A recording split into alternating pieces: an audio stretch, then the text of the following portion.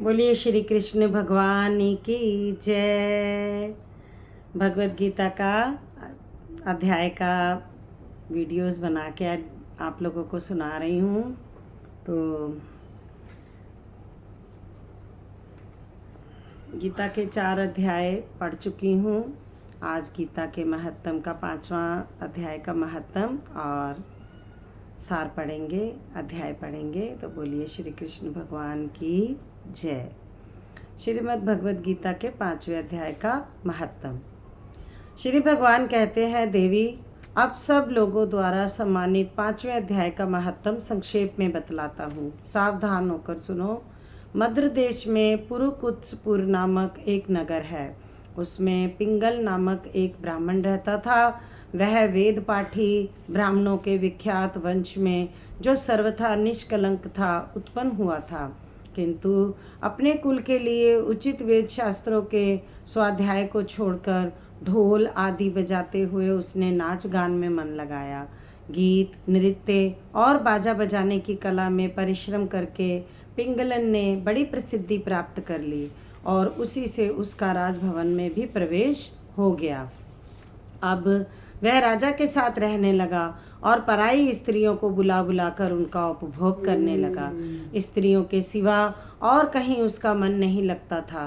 धीरे धीरे अभिमान बढ़ जाने से उच्छृंग होकर वह एकांत में राजा से दूसरों के दोष बतलाने लगा।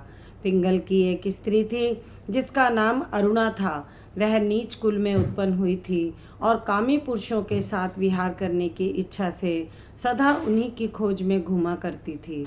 उसने पति को अपने मार्ग का कंटक समझकर एक दिन आधी रात में घर के भीतर ही उसका सिर काट कर मार डाला और उसकी लाश को जमीन में गाड़ दिया। इस प्रकार प्राणों से वियुक्त होने पर वह यमलोक पहुंचा और भीषण नरकों का उपभोग करके निर्जन वन में गिद्ध हुआ। अरुणा भी भगंदर रोग से अपने सुंदर शरीर को त्याग कर घोर नरक भोगने के पश्चात उसी वन में शुकी हुई। एक दिन वह दाना चुगने की इच्छा से इधर उधर फुदक रही थी। इतने में ही उस गिद्ध ने पूर्व जन्म के वैर का स्मरण करके उसे अपने तीखे नखों से फाड़ डाला। शुकी घायल होकर पानी से भरी हुई मनुष्य की खोपड़ी में गिरी।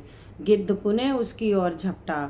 इतने में ही जाल फैलाने वाले बहेलिये ने उसे भी बाणों का निशाना बनाया। उसकी पूर्व जन्म की पत्नी शुकी उस खोपड़ी के जल में डूबकर प्राण त्याग चुकी थी। फिर वह क्रूर पक्षी भी उसी में गिरकर डूब गया। तब यमराज के दूत उन दोनों को यमराज के लोक में ले गए। वहां अपने पूर्वकृत पाप कर्म को याद करके दोनों ही भयभीत हो रहे थे। तदंतर यमराज ने जब उनके घृणित कर्मों पर दृष्टिपात किया तब उन्हें मालूम हुआ कि मृत्यु के समय अकस्मात खोपड़ी के जल में स्नान करने से इन दोनों का पाप नष्ट हो चुका है। तब उन्होंने उन दोनों को मनोवांछित लोक में जाने की आज्ञा दी। यह सुनकर अपने पाप को याद करते हुए वे दोनों बड़े विस्मय से पड़ गए और पास जाकर धर्मराज के चरणों में प्रणाम करके पूछने लगे, भगवान, हम दोनों ने पूर्व जन्म में अत्यंत घृणित पाप का संचय किया है, फिर हमें मनोवांछित लोकों में भेजने का क्या कारण है, बताइए। यमराज ने कहा, गंगा के किनारे वट नामक एक उत्तम ब्रह्म ज्ञानी रहते थे। वे एकांत सेवी, ममता रहित, शांत, विरक्त और किसी से भी द्वेष ना रखने वाले थे। प्रतिदिन गीता के 5वें अध्याय का जप करना उनका सदा का नियम था। 5वें अध्याय को श्रवण कर लेने पर महापापी पुरुष भी सनातन ब्रह्म का ज्ञान प्राप्त कर लेता है। उसी पुण्य के प्रभाव से शुद्ध चित्त होकर उन्होंने अपने शरीर का परित्याग किया था।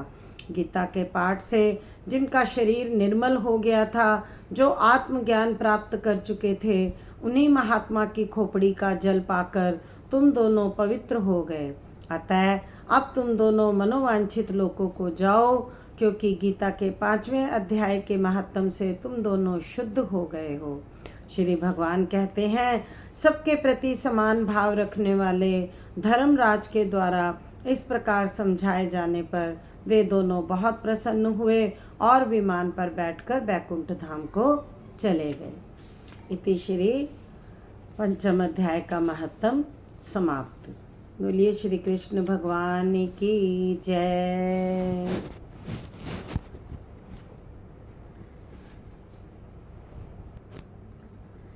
पांचवा अध्याय आप पढ़ेंगे। महत्तम हमने पढ़ लिया है। उसके उपरांत अर्जुन ने पूछा, हे कृष्ण, आप कर्मों के संन्यास की और फिर निष्काम योग की प्रशंसा करते हैं, इसलिए इन दोनों में एक जो निश्चय किया हुआ कल्याणकारक हुए उसको मेरे लिए कहिए। इस प्रकार अर्जुन के पूछने पर श्री कृष्ण महाराज बोले, हे अर्जुन, कर्मों का संन्यास अर्थात मन, इंद्रियों और शरीर देने वाले संपूर्ण कर्मों का कर्तापन का त्याग और निष्काम कर्म योग अर्थात समत्व बुद्धि से भगवत अर्थ कर्मों का करना, यह दोनों ही परम कल्याण के करने वाले हैं, परंतु उन दोनों में भी कर्मों के संन्यास से निष्काम कर्म योग साधन में सुगम होने से श्रेष्ठ है।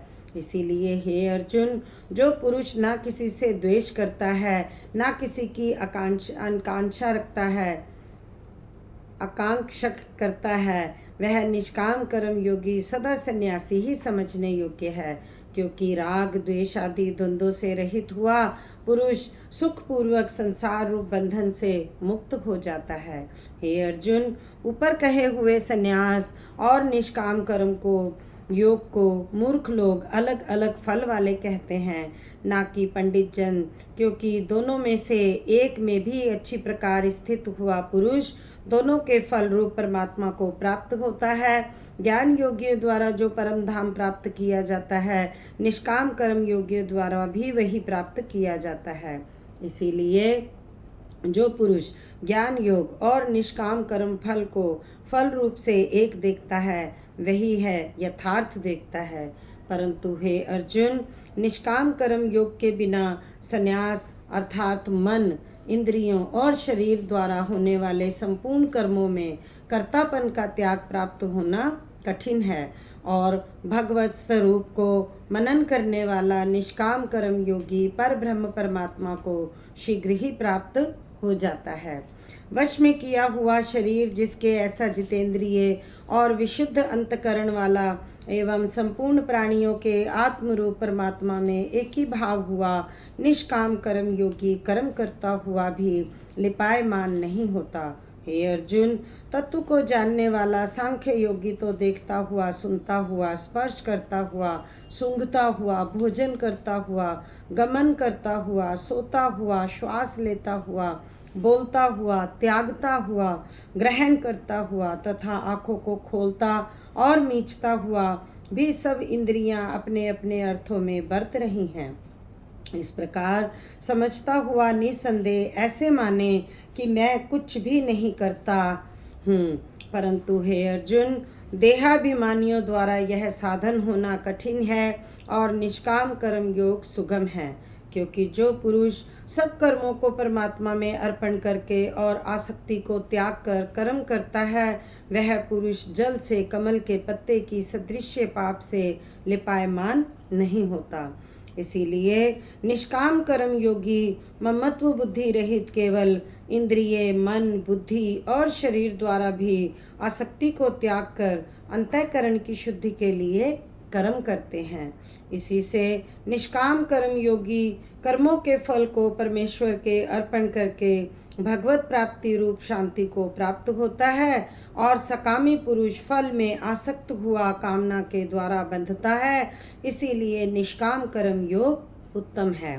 हे अर्जुन, वश में है अंतःकरण जिसके ऐसा सांख्य योग का आचरण करने वाला पुरुष तो निसंदेह ना करता हुआ और ना करवाता हुआ 9 द्वारों वाले शरीर रूप घर में सब कर्मों को मन से त्याग कर अर्थात इंद्रियों के अर्थों में बरतती हैं, ऐसे मानता हुआ आनंद पूर्वक सच्चिदानंद घन परमात्मा के स्वरूप में स्थित रहता है।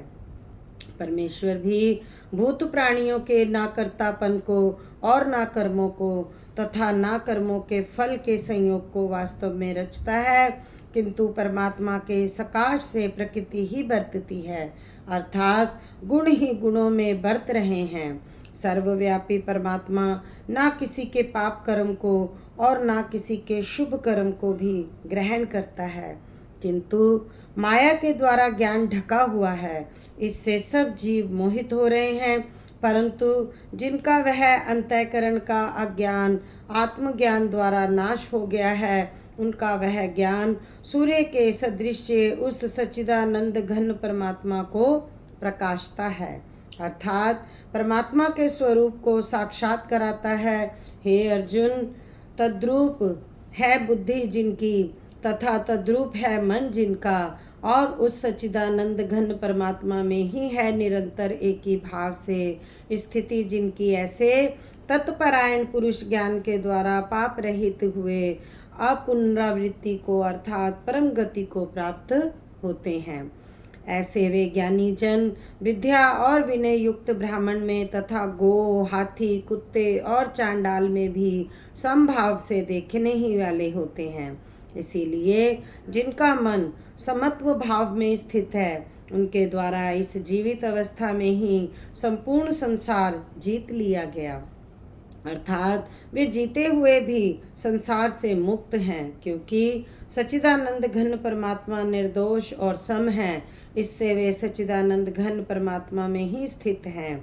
जो पुरुष प्रिय को अर्थात जिसको लोग प्रिय समझते हैं उसको प्राप्त होकर हर्षित नहीं हो, और अप्रिय को अर्थात जिसको लोग अप्रिय समझते हैं उसको प्राप्त होकर उद्वेगवान न हो, ऐसा स्थिर बुद्धि संशय रहित ब्रह्मवेत्ता पुरुष सच्चिदानंद घन पर ब्रह्म परमात्मा में एक ही भाव से नित्य स्थित है। बाहर के विषयों में अर्थात सांसारिक भोगों में आसक्ति रहित अंतःकरण वाला पुरुष अंतःकरण में जो भगवत ध्यान जनित आनंद है उसको प्राप्त होता है, और वह पुरुष सच्चिदानंद घन पर ब्रह्म परमात्मा रूप योग में एक ही भाव से स्थित हुआ अक्षय आनंद को अनुभव करता है। जो यह इंद्रिय तथा विषयों के संयोग से उत्पन्न होने वाले सब भोग हैं, वे यद्यपि विषयी पुरुषों को सुख रूप भासते हैं, तो भी निसंदेह दुख के ही हेतु हैं और आदि अंत वाले अर्थात अनित्य हैं। इसीलिए हे अर्जुन, बुद्धिमान विवेकी पुरुष उनमें नहीं रमता। जो मनुष्य शरीर के नाश होने से पहले ही काम और क्रोध से उत्पन्न हुए वेग को सहन करने में समर्थ है, अर्थात काम क्रोध को जिसने सदा के लिए जीत लिया है, वह मनुष्य इस लोक में योगी है और सुखी है। जो पुरुष निश्चय करके अंतरात्मा में ही सुख वाला है और आत्मा में ही आराम वाला है, तथा जो आत्मा में ही ज्ञान वाला है, ऐसा वह सच्चिदानंद घन पर ब्रह्म परमात्मा के साथ एक ही भाव हुआ सांख्य योगी शांत ब्रह्म को प्राप्त होता है। नाश हो गए हैं सब पाप जिनके, तथा ज्ञान करके निवृत्त हो गया है संशय जिनका, और संपूर्ण भूत प्राणियों में हित में रति जिनकी, एकाग्र हुआ है भगवान के ध्यान में चित्त जिनका, ऐसे ब्रह्मवेत्ता पुरुष शांत पर ब्रह्म को प्राप्त होते हैं। काम क्रोध से रहित जीते हुए चित्त वाले पर ब्रह्म परमात्मा का साक्षात्कार किए हुए ज्ञानी पुरुषों के लिए सब ओर से शांत पर ब्रह्म परमात्मा ही प्राप्त है। हे अर्जुन, बाहर के विषय भोगों को ना चिंतन करता हुआ बाहर ही त्याग कर और नेत्रों की दृष्टि को भ्रकुटी के बीच में स्थित करके तथा नासिका में विचरने वाले प्राण और अपान वायु को सम करके जीती हुई हैं इंद्रियां, मन और बुद्धि जिसकी, ऐसा जो मोक्ष परायण मुनि इच्छा भय और क्रोध से रहित है, वह सदा मुक्त ही है। और हे अर्जुन, मेरा भक्त, मेरे को यज्ञ और तपो का भोगने वाला और संपूर्ण लोकों के ईश्वरों का भी ईश्वर तथा संपूर्ण भूत प्राणियों का सुहृदय अर्थात स्वार्थ रहित प्रेमी, ऐसा तत्व से जानकर शांति को प्राप्त होता है। और सच्चिदानंद घन परिपूर्ण शांत ब्रह्म के सिवा उसकी दृष्टि में और कुछ भी नहीं रहता, केवल वासुदेव ही वासुदेव रह जाता है। इति श्री भगवद गीता के उपनिषद एवं ब्रह्म विद्या और योग सांख्य शस्त्र विषयक श्री कृष्ण और अर्जुन के संवाद में कर्म संन्यास योग नामक 5वां अध्याय संपूर्ण। बोलिए श्री कृष्ण भगवान की जय। चैनल को लाइक शेयर सब्सक्राइब कीजिए। भगवत गीता का पाठ कर रही हूँ।